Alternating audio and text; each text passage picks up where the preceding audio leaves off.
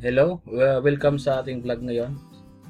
This time, let's discuss basic electrical load schedule. So, paano gawin?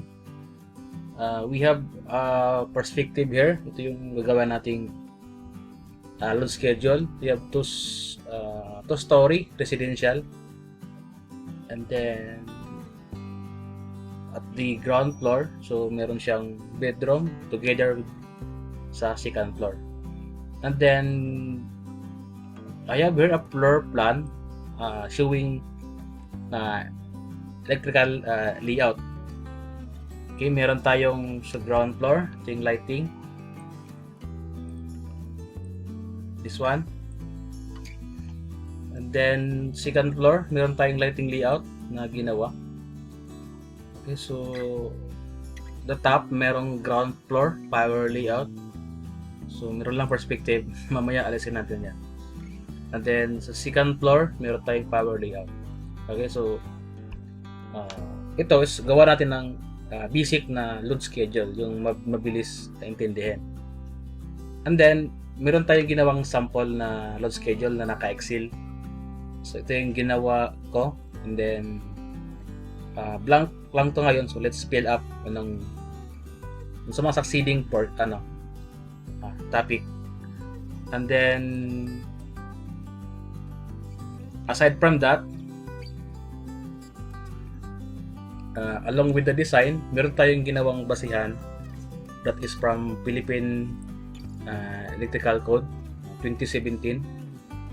Okay, so ito, meron tayong wire capacity, grounding, saka type of wires na gagamitin, together with this conduit, metal, PVC, and then full load ampere ratings sa mga single phase motors. Okay, so let's start to do. Okay, so ito yung panel board na gagamitin natin. We have 18 branches. Actually, ito na yung magiging circuit na nandun sa electrical plan. Okay, let's check it out. So first, this lighting layout hanggang sa circuit number 4. Okay, so from ground floor, this is the lighting layout. This one, the circuit number 1. So let's count. We have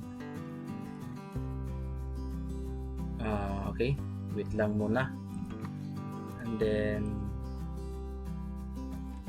okay, let's count the number of fixtures connected to the circuit number 1.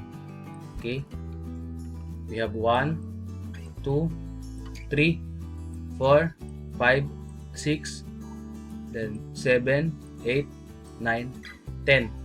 So we have 10 fixtures. Okay, so and then okay, you have 10 fixtures. Okay, this is quantity, and then this is the rating. Okay, yung lamp fixtures natin, let we say 16 watts yung ginamit natin. Okay, so this is 16. And then to get the wattage rating in terms of AE, so let's multiply this 16 times 10. So we have 160 watts. And then for circuit number 2, sorry, we have 1, 2, 3, 4, 5. So meron tayong 5 ilaw. Ang rating niya is 16 watts. Okay, let's drag.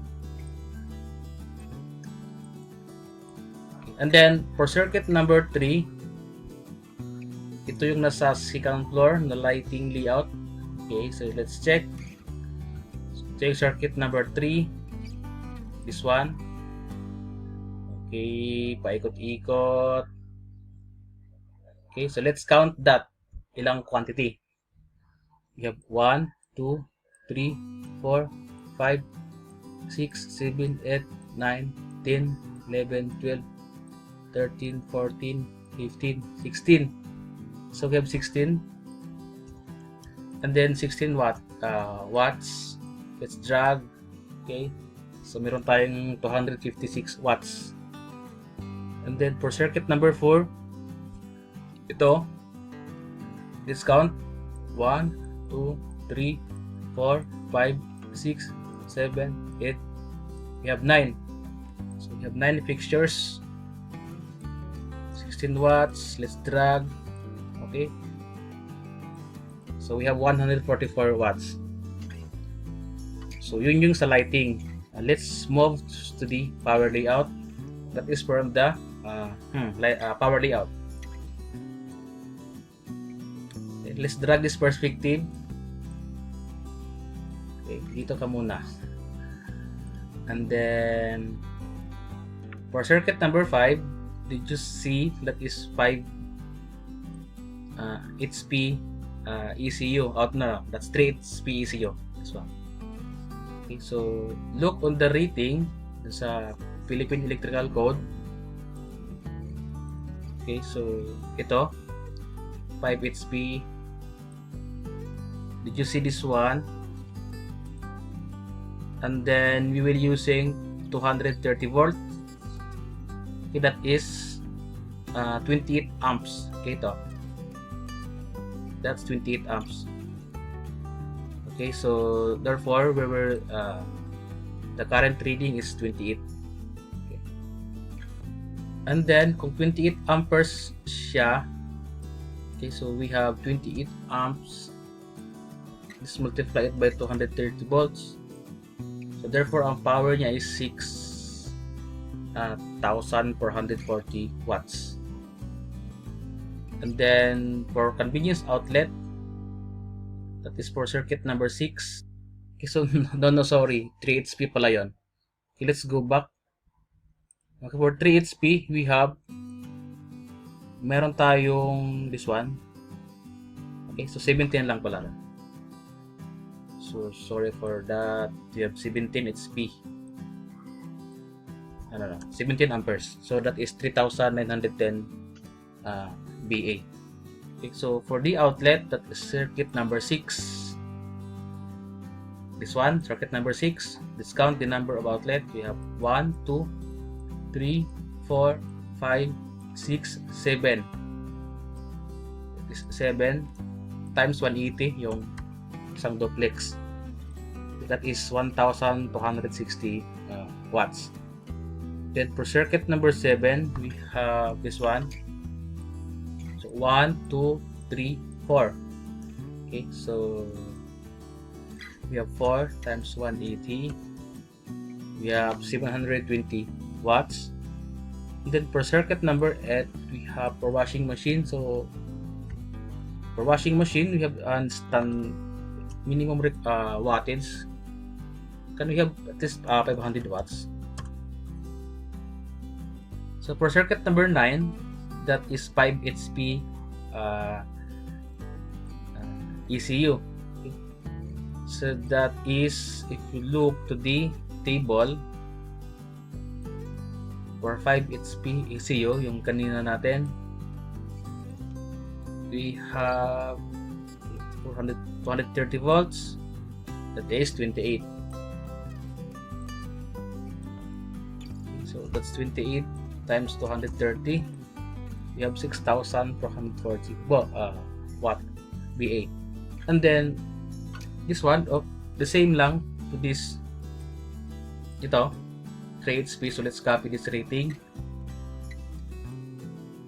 dalawa, and then let's drag. Yan. So for circuit number 12, let's look to the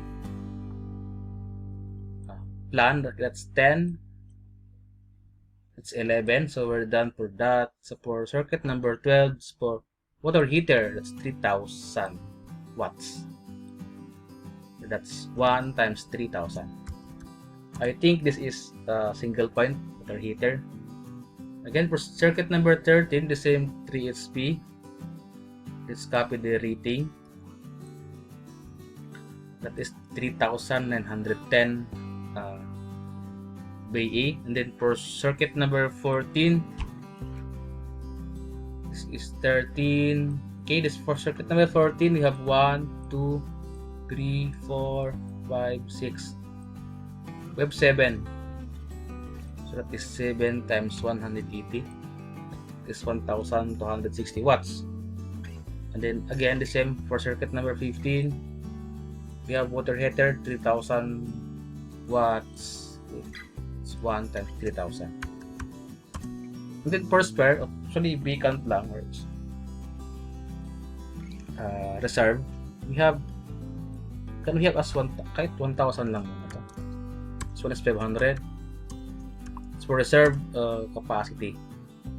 And then ito na yung nagiging natin wattage ng yung sa load. Then to get the total, we have the sum, okay, summation. So we have 34,460 BA. Okay, so that is the total connected loads. And then for the voltage, the same silang lahat, 230. Okay, let's drag. And then for ampere rating, that is BE, just divide by 230. And we get 0.70 amps. Okay. And then get the total. Let's copy the formula. So we have 149.83 amperes. Okay, so for lighting, for the ampere trip, the minimum is 20 amperes, 50 ampere frame, 2 fall. So the minimum size is 3.5 square mm, and then plus 1 isang ground na 3.5 square mm. The diameter, the minimum is 20 mm. And then type, we have actually embedded lahat sila sa slab PVC. Okay, the same for the lighting until circuit number 4. So we have this one. And then the 3.5 square mm, if we look the PEC, ang rating niya, I mean kaya niyang ampacity with the at 75 degrees Celsius, it can stand until 25 amperes. So kaya pa naman. So the same with this, we have this sa aircon unit natin. The minimum is 30 amperes, ampere trip 50, single phase 2 fall, and then dalawang 5.5 is square mm, and then yung ground niya is isang 5.5 square mm. We can use 25 mm diameter na. We have PVC. And then for the outlet, that is for 6 and 7 and until sa 8, so mababa lang na ampere rating, ampacity, so we can use this similar circuit breaker. Okay. And then for circuit number 5, circuit number 9, that is 5 HP ECU. So that is 28 amperes. So if tingnan natin yung Philippine Electrical Code, so 25 amperes, it is 28. So safe siya sa 8.0 square mm. Okay, so let's use 8.0 square mm. Let's use 40 amperes, 50 ampere frame, 2 pole, or we can use 8.0 square mm, dalawang piraso. And then yung ground niya, it's isang 5.5 square mm, or para mas maluwag ng konti, we can use 32 mm diameter na PVC conduit. If we look to the table, this is for metal, this is for PVC. This one for 5.5, actually 13 ang kaya niya, or 1 inch PVC. Okay, so continue. So 3HP ECU, FCU, the same with this one, the same lang to, pwedeng kopyahin na lang. And then the same for the water heater,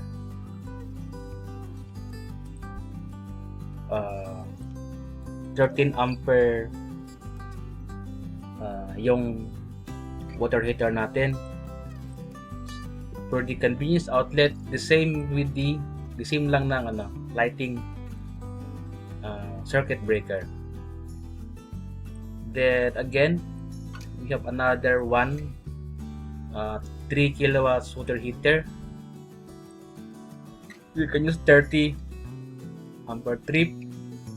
For a spare, we do not know what's the load nung ikabit dyan. We can assume, or we can have kahit 20 ampere. Okay, so yun. And then meron na tayong current protection, din yung conduit nya, saka together with the wire.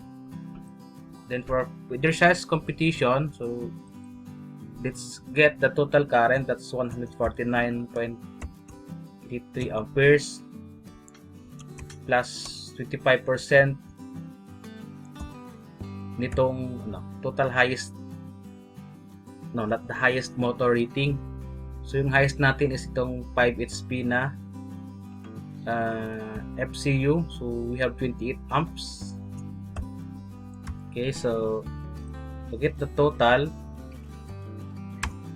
this one, then plus 0.25. Ito na yung gagamitin natin calculator. To get the total, we have 156.83. 156.83 amperes. Okay, so to get yung sa feather ampacity niya, so let's multiply this by 1.25. This one times natin ng 1.25, that is 196.03 amperes. 196.03 amperes. Okay, so ito yung sa wire, yung capacity it can withstand at full load condition. So yung circuit breaker natin na gagamitin, so the next for the 150 is 150 to 100. So merong 175 sa market ng circuit breaker.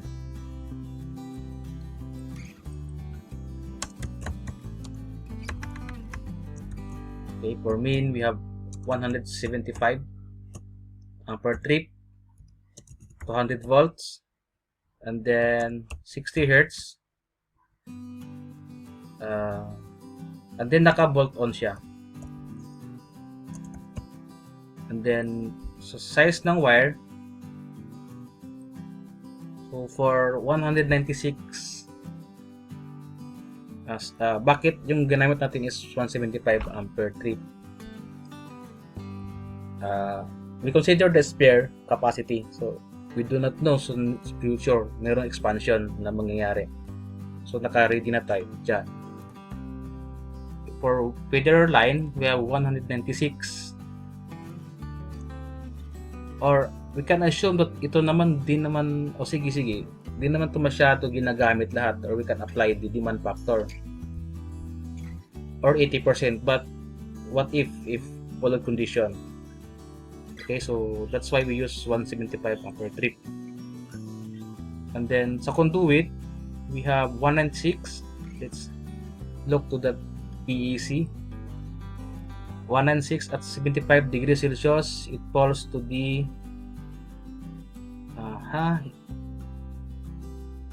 80 square mm or 220. So pwede pa siya sa 80 square mm. Okay, at this, yan. And then use to 80 square mm THHN, then plus, so what is the ground for 175 per trip. Look to the table. We have this one 200. So the size is 14 square mm.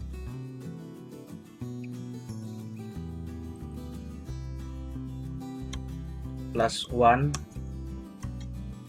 14 square mm THHN.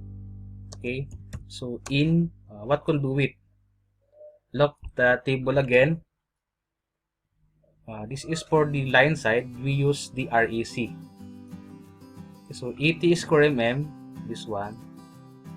So we have 2 wire plus ground, so we have 3. And then 50% capacity fill, we can use 53.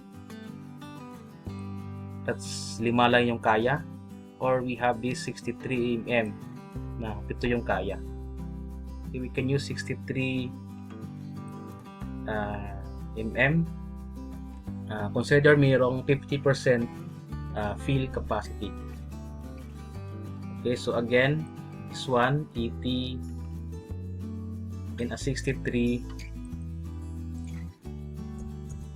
mm diameter na REC or RMC, rigid steel conduit or rigid metal conduit. So again, for here yung wire natin is we have THHN together sa ground, THHN. Bakit yung ginamit is THHN? So look to the application. Yung THHN is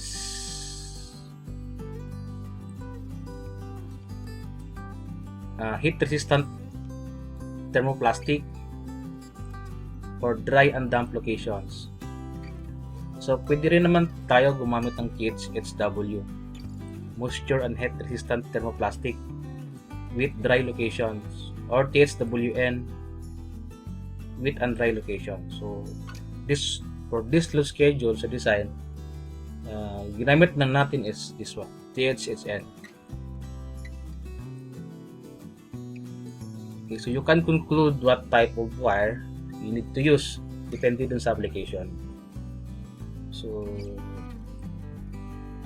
from here, yung main natin is 175 ampere trip.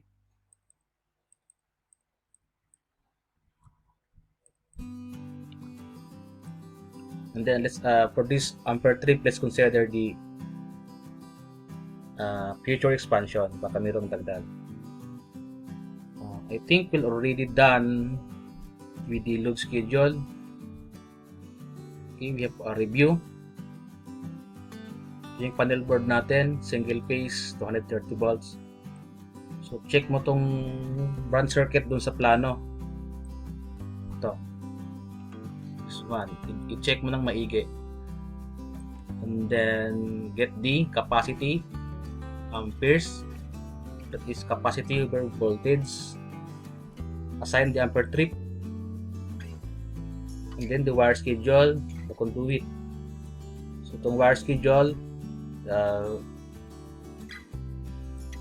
look ka dun sa PEC na table. This one, conduit, PVC is for REC, for motor full load current, FLE. So marami to, we have 115 volts, 200, 208, and then 230 volts. And then after that, get the total, the sum, then add the 25% of the highest motor full load, which is yung highest natin is na 4 siya sa 5 HP, that is 28 amps. Then the 25% is 7. Then to get the bigger capacity, that is 25%. That 1.25%, or kung i-multiply mo, or pwede rin 156 divide by 0.80, so the same 196 amperes. Then look to the table again, that is, ang kaya niya is to sa 80, which is until 190 amperes. Kung 220, medyo mataas na rin, mahaba na yung malaki na yung gap. And then for the location of the panel board, look on the plan. Ma-reflect siya dun sa power layout. Okay, so wala sa power up. I think dito siya nag-belong, or nalagay sa power, sa lighting layout. Let's drag this. Okay, dito lang nalagay siya sa power, sa lighting layout, which is dapat naman nalagay sa lighting layout, which is dapat sa power layout. So this is the location of the panel board. Then our utility is coming from the left side. So dito yung poste ni Mineral utility, kahit sa province meron. Mineral ko from Metro Manila. From the utility, latag ka dyan ng conduit at the panel board. So yun. Okay, to design, dapat ma-determine mo where is the location of the utility. And then I think we're already done with this load schedule. Basic lang to. Pag matutunan nyo to, you can apply to all applications. This is two-story residential. Okay, so let's go back to the perspective. Maganda tingnan outside, inside and out. Okay, this is the perspective. So if you look to the electrical layout, so yun na yung kanina yung ginawa natin. Okay, so hope you understand or learn dun sa session natin. Salamat.